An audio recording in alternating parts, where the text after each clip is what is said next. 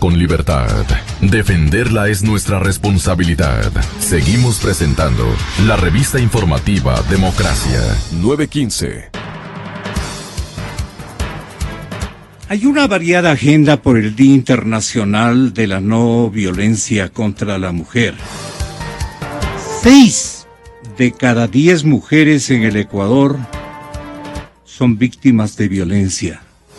Estos son datos del Instituto Ecuatoriano de Estadísticas y Censos.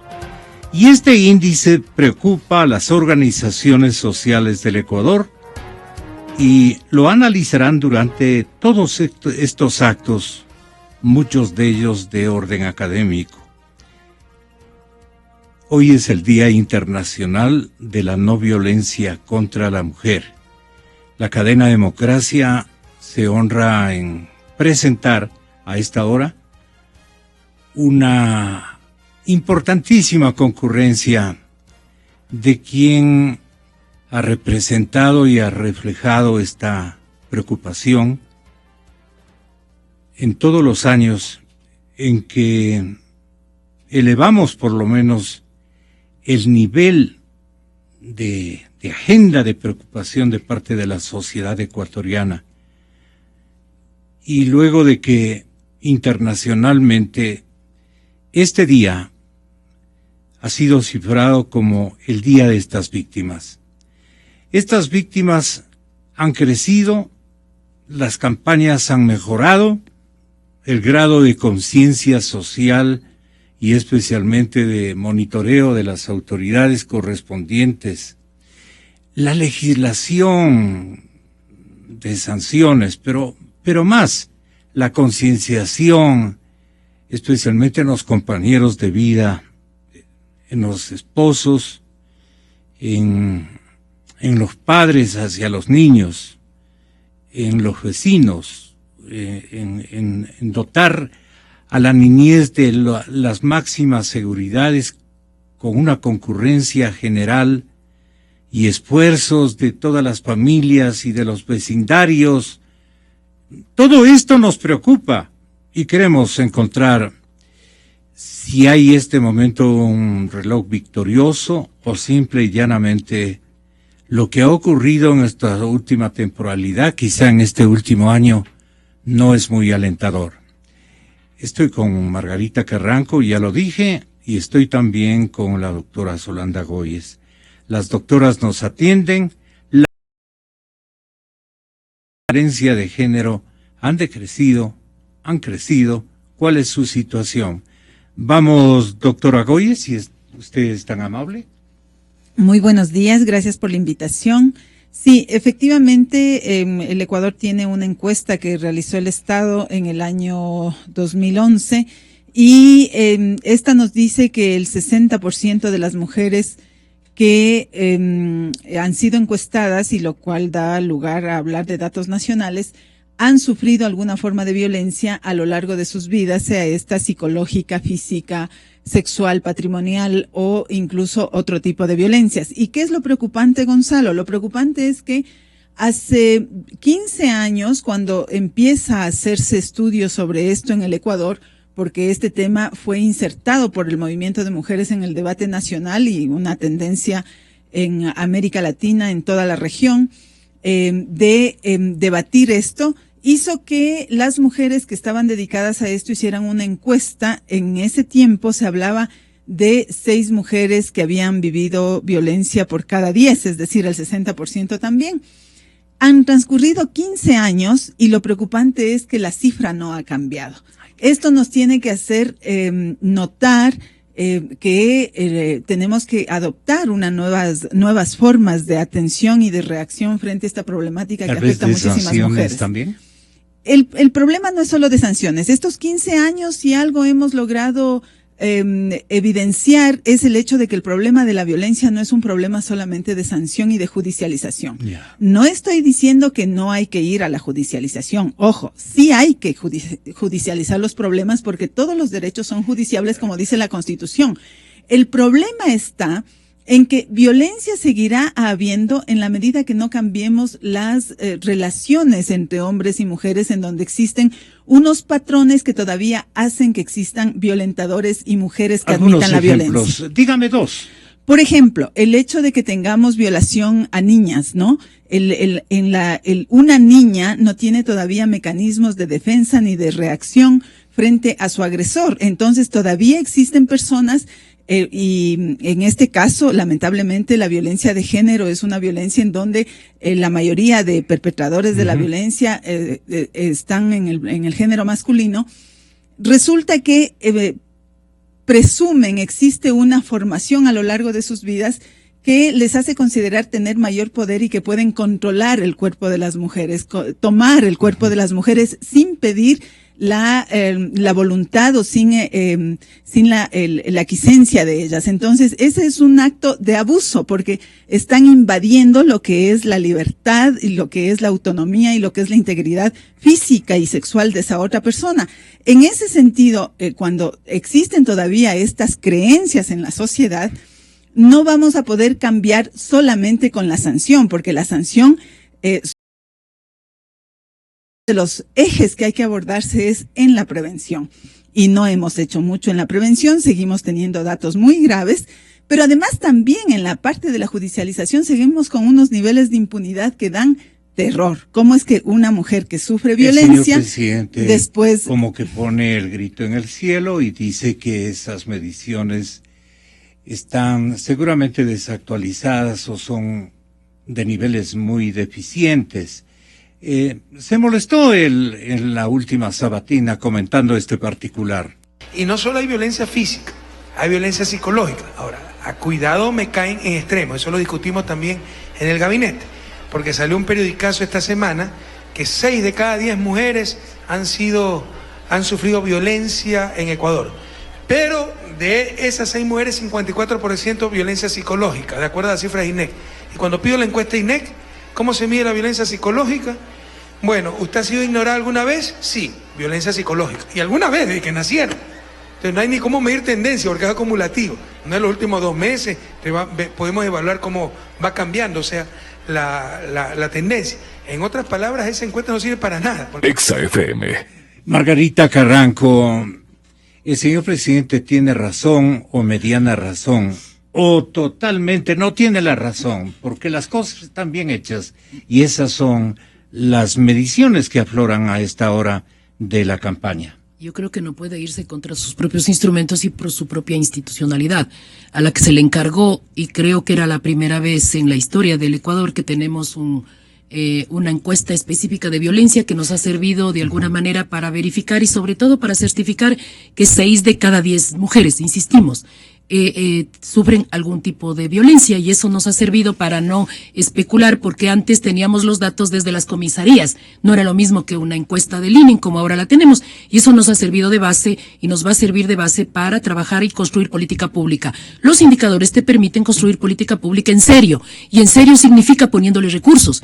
Creo que lo que ha fallado es el Estado, y cuando hablo Estado, consideramos que estamos todos, incluyendo municipio de Quito, y por eso en los momentos siguientes yo me gustaría en algún momento ya especificar qué es lo que está haciendo el municipio de Quito. Hemos fallado en la medida de que tenemos que ponerle recursos a la política, no solamente una encuesta con indicadores que se los tiene. Si sabemos que hay un indicador fuerte de la violencia física 87.3%, la psicológica 53.9%, la sexual 53%, la patrimonial 28%, por Dios, algo hay que hacer. Por lo tanto, se requiere que el gobierno nacional, gobierno provincial, gobiernos locales y parroquiales le pongan los recursos para disminuir las brechas donde se produce violencia. ¿Qué es lo que ha pasado? Que los patrones culturales siguen iguales. O sea, en el sistema educativo, el propio Estado perpetúa estas relaciones de poder, el espacio público se perpetúa, los medios de comunicación contribuyen a que las relaciones de poder se mantengan. Por lo tanto, no hemos trabajado, excepto una campaña que quedó suelta porque no había una capacidad de respuesta después. Una campaña que se la hizo, no recuerdo, Solanda, hace cuántos años. Interesante la campaña, pero si no había una capacidad de respuesta con política pública, la campaña quedó suelta. Por lo tanto, el tema de trabajar la transformación de patrones culturales que te permitan hacer sentir y ver que el hombre no es más que la mujer, que el hombre es igual que la mujer y que tenemos derecho a ser tratados de igual manera. Por lo tanto, eso permite de alguna manera desde los patrones culturales saber que no... que esa realidad mutuamente hombres y mujeres logremos definir de que esa es la mejor regla de conducción y de medición de nuestros procederes, por ponerlo de esa manera. Cambio de imaginarios. Cambio de imaginarios en el espacio familiar, en el espacio público, etcétera. Todos los líderes y lideresas debemos contribuir. Cambio de imaginarios dentro de la familia. Cuando estamos trabajando y responsabilizándonos de la familia toma la decisión de que todos contribuimos a las tareas domésticas. Todos contribuimos al derecho al ocio. Todos contribuimos a la actividad laboral. En la actividad laboral, todos tenemos derecho a tener el igual salario en igual acción, en igual actividad. Arquitectas con igual salario, no porque es hombre, tiene un contrato mayor que el de la mujer. En el sistema de salud, la atención a los derechos sexuales y reproductivos en igualdad de condiciones.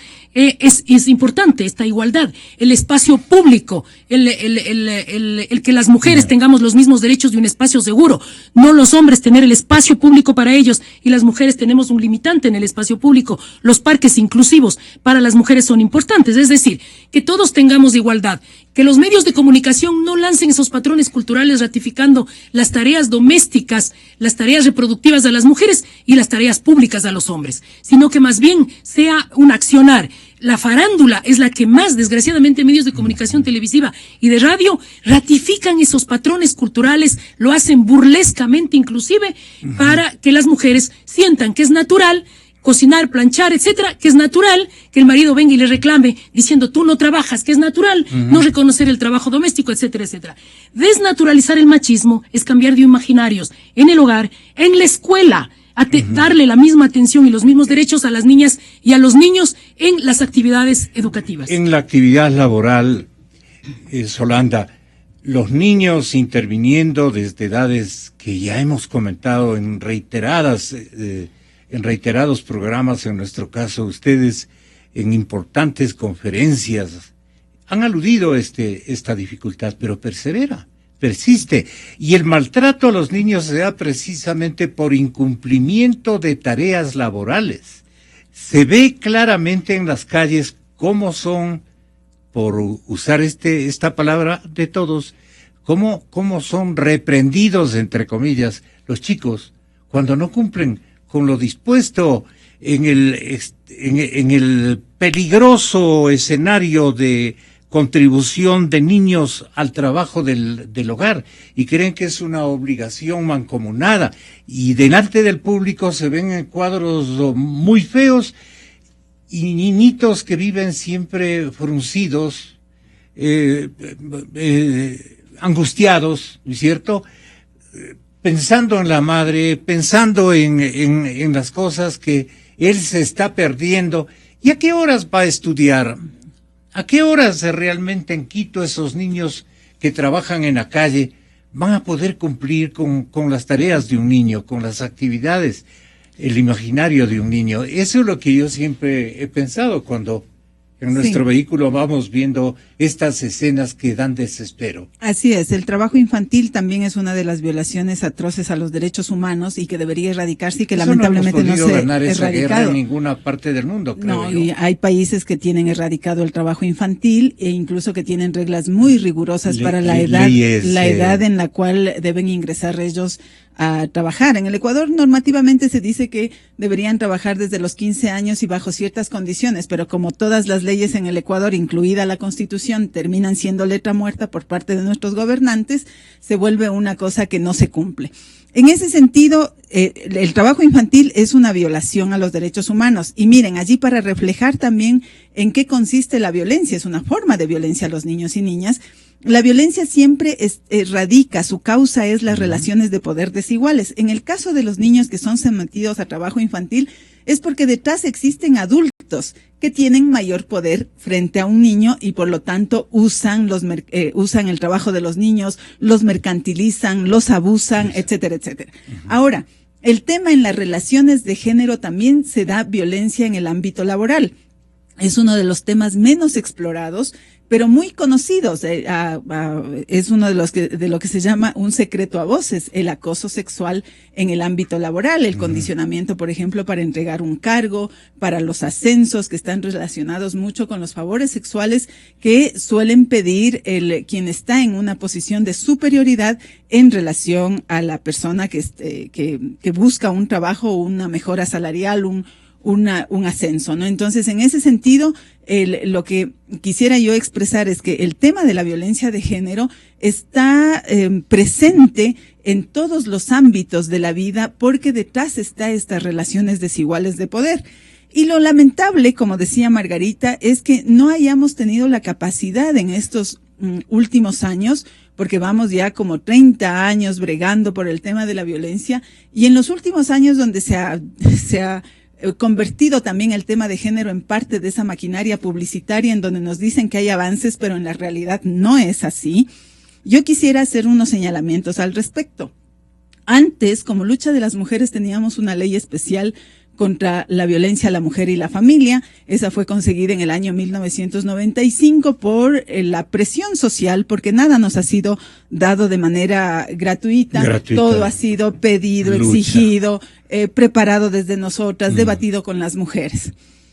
Y, sin embargo, en el año 2014, ahora que se dice que estamos en etapa de revolución, que yo no lo creo, estamos en etapa de involución y de retrocesos, pero publicitariamente se dice que ha habido cambios. Y entonces, en el año 2014, la asamblea, primera asamblea que tiene tan alto número de mujeres en representación gracias a la ley de cuotas que la conseguimos y de la paridad que la conseguimos en el año 2006, antes de este gobierno, derogaron la ley de cuotas, la ley de violencia contra la mujer y la familia. Y una vez que la derogaron, nos dejaron sin el único instrumento especial para tratar los casos de violencia contra la mujer desde todos los ámbitos, el educativo, el de salud, el de lo laboral, porque esa ley lo que establecía era unos conceptos básicos y disponía ciertas cosas para que se haga una institucionalidad. ¿Y por qué no se eliminaron? Le eliminaron porque dijeron porque hay una visión muy restrictiva de cómo es de tratar la violencia, que piensan que solamente con la judicialización se va a resolver. Esa es una visión minúscula, es una visión diminuta. Es mirar una parte del problema cuando el problema tiene que ser abordado desde muchas aristas. Claro, es multidimensional. En ese sentido, el movimiento de mujeres, como siempre, pero nos dejas la duda. ¿De qué manera se puede combatir atinadamente? A ver, el movimiento de mujeres, como nunca nos quedamos quietas, siempre creo que somos uno de los movimientos que protesta con la propuesta. Siempre tenemos propuesta. Y así hay que trabajar, no queda más. Entonces, hemos trabajado en los últimos años ya en un proyecto de ley de violencia que lo hemos presentado por la vía de la iniciativa popular normativa. Sabemos todas las trabas que nos pondrán en su momento en la Asamblea, en el Consejo Nacional Electoral, pero con esto no van a poder, porque las mujeres no tenemos miedo. Las mujeres somos parte siempre de esa rebeldía para sostener la dignidad, y ni las dictaduras nos dan miedo. El 25 de noviembre, Gonzalo, es instaurado como el Día de la No Violencia contra las Mujeres en honor a 3 mujeres que combatieron al dictador Leonardo Trujillo en República Dominicana. Él las mandó a matar. Y ese fue el hecho que empezó a desencadenar su caída, el día que las mandó a matar. Entonces, pongo esto y traigo a colación lo que hace que este día estemos celebrando el Día de la No Violencia, para decir: las mujeres no tenemos miedo. Y con toda esta institucionalidad que está creada, en donde todo lo obstaculizan a la ciudadanía, pese a esa constitución que nosotras la trabajamos conjunto con todos los ecuatorianos para que sea una constitución de derechos, pero que en la práctica todas las instituciones nos impiden que hagamos los derechos. Pese a todo eso, tenemos ya un proyecto de ley contra las violencias a favor de las mujeres, para garantizar una vida libre de violencias. Hemos pedido ya los formularios para recoger firmas al CNE. El CNE nos tiene que responder en los siguientes días. Tenemos que recoger alrededor de 30,000 firmas. Ya todo el mundo está comprometido en la recolección de firmas. Se ha comprometido el municipio de Quito, otras compañeras de otros municipios del país, compañeras de las organizaciones sociales, y vamos a presentar por iniciativa popular normativa y no vamos a permitir que las rechacen, porque ahí vamos a ver realmente si es que la Asamblea, con el número de mujeres que tienen, están a favor o en contra de los derechos de las mujeres. Entonces, esa es una de las soluciones que ya le damos. Un macanudo final requerimos en un día tan especial. En un día tan especial. Algo, Margarita, que nos puedas decir. ¿Has logrado convencer como política municipal o como política pública al alcalde? ¿Qué puede hacer Quito para convertirse en un referente de lucha con unas nuevas modalidades que más bien alienten a hacer lo mismo a otras urbes, ¿no? Quito ha sido siempre un referente y sigue siendo un referente. La primera decisión política que tomó el alcalde desde el inicio de su gestión es recibir la agenda de las mujeres de parte del movimiento de mujeres, sobre todo los temas que tienen que ver con los derechos de las mujeres, dentro de los cuales estaba el tema de la no violencia a la mujer, la erradicación de la no violencia. Eso lo toma la Secretaría de Inclusión Social con la Secretaría de Seguridad, y lo primero que hizo es escuchar a las veedoras de las usuarias de los centros de equidad y justicia que son creados desde hace mucho tiempo para que se fortalezcan. La primera acción fue fortalecer los centros de equidad y justicia. La segunda acción que tomó decisión es justamente el crear un modelo de atención integral, holístico, sistémico, que es la única manera, es humanizar la violencia y no judicializarla. Como dijo Solanda, no es punitivo, es el único resultado que podemos tener, sino cómo hacemos un análisis de cómo se produce la violencia, cuáles son las causas, no el efecto, ir a la causa y no al efecto. Yo he dicho en este medio de comunicación y en otros, tenemos que trabajar los tres elementos fundamentales de una familia. Está la mujer en situación de violencia, digo situación porque algún día va a salir. El hombre responsable de la violencia, no le digo agresor, el sistema de justicia ya le dice agresor, yo digo el hombre responsable de la violencia. Los dos tienen una causa sistémica de atrás. Algo en su familia, alguien en su familia. En el caso de la mujer víctima de situación de violencia, su mamá, su abuela recibió esa violencia y por lo tanto está en esa situación. Y atrás del responsable de la violencia está el padre, el abuelo, etcétera. Si no sanamos ese sistema familiar del cual vienen las mujeres en situación de violencia y los hombres responsables de la violencia, van a repetir, van a repetir. Los hijos van a hacer lo mismo, los nietos van a hacer lo mismo, porque sienten que es natural lo que hace su padre. Y las mujeres, las hijas van a hacer lo mismo, van a sentir lo mismo, van a recibir lo mismo. Si no paramos, los hijos van a repetir las historias. Por lo tanto, desde la visión sistémica, holística, que es el modelo que lo presentó el año anterior el alcalde y que está cada vez introduciéndose en 2 centros, que es Calderón y especialmente las 3 Manuelas, vamos a demostrar, y ya podemos demostrar con el yoga, que es una de las herramientas fundamentales, que ya tenemos resultados de 10 meses de yoga, donde las mujeres han logrado mejorar su autoestima, recuperar su dignidad y empezar a decir, alto con la violencia, pare, usted no me vuelve a gritar, usted no me, etcétera. De tal manera que, y los hombres también, ¿se puede combinar para hacer una broma el yoga con el karate? Son dos cosas diferentes, En defensa propia es válido el karate. Ya. Entonces, ese es el segundo elemento fundamental, un modelo de atención integral, holístico, sistémico, que es más largo plazo, pero es más efectivo. Es salir de la violencia sin retorno si trabajas la causa. Pero la buena noticia, como tercer elemento, la voluntad política del alcalde sobre el tema de la atención en violencia. Recibimos primero, fue el primer municipio, y creo que es el único municipio que recibió los resultados de la CEDAW. La CEDAW es una conferencia mundial que evalúa a los países en qué condiciones está. Sacamos tarjeta roja en Ecuador en derechos sexuales y en una vida libre de violencia. Significa que no hemos avanzado, que es lo que estamos demostrando. Entonces, frente a eso, ¿qué hace la alcaldía? A través de la vicealcaldesa, recibe los resultados de la CEDAW del movimiento de mujeres y constituimos 2 mesas. La mesa de por una vida libre de violencia y la mesa por los derechos sexuales y reproductivos. Primer resultado de la mesa, una vida libre de violencia. La ordenanza que fue discutida este lunes con el movimiento de mujeres, con ONU Mujeres, la Unidad Patronato, Secretaría de Seguridad, movimiento de mujeres, ya mencioné, mujeres veedoras, GIZ, etcétera, organismos internacionales, las instituciones de la municipalidad y el movimiento de mujeres, hemos empezado la discusión de la ordenanza metropolitana para la prevención, atención y erradicación de las violencias. contra las mujeres diversas en el Distrito Metropolitano de Quito. ¿Sabe qué es esto? Es un apéndice pequeño de la ley contra las violencias que acaba de decir Solanda. El gobierno local se adelanta hasta que consigan las 25, ¿cuántas firmas son? 30.000 firmas. El gobierno local se adelanta con una ordenanza, con una legislación local que le va a garantizar a las mujeres del distrito, por eso es un referente, que esa ley se convierte en ordenanza municipal en el Distrito Metropolitano de Quito, y es una ordenanza que completa un elemento fundamental: los tipos de violencia que están metidos dentro de esta ordenanza: física, sexual, psicológica, violencia patrimonial, simbólica, política, ¿ya? Y en los ámbitos de violencia ya no es solo la intrafamiliar, es la intrafamiliar, la institucional. ¿Perdona? Cuando hay dentro del ámbito político, dentro del distrito, cuando hay un maltrato de quien lidera un partido en el distrito o una institución, está maltratando a las mujeres por ser mujeres.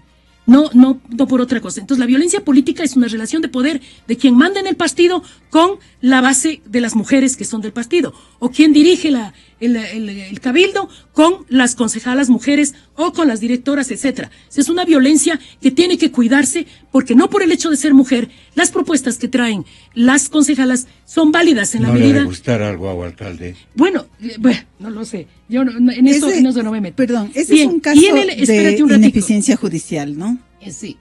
Y una violencia mediática, medios de comunicación a ser vigilados a través de esta ordenanza en el Distrito Metropolitano de Quito, para que también no contribuyan a esas relaciones de poder a través de mensajes o programación. Y finalmente, la violencia pública, la que se da en los parques, en el transporte público, etcétera. Usted sabe que tenemos una política contra el acoso sexual que lidera Daniela Chacón. Entonces, esta ordenanza va a ordenar la legislación local en base a la propuesta del movimiento de mujeres, que se convierte en ley nacional, todas las pérdidas en el Código Penal, salir de lo punitivo y en el marco de nuestras funciones. Gobierno local le corresponde prevención, protección y atención. El tema judicial no nos corresponde. Esta ordenanza tiene que ver con los tres elementos. Es una obligación del gobierno local tener esta ordenanza para ordenar la casa y disminuir las brechas de violencia que existen en el Distrito Metropolitano. Muchísimas gracias, Margarita, muchas gracias, Solanda. Lo mejor de esta mañana ha sido su amable sintonía. Hasta mañana, buenos días.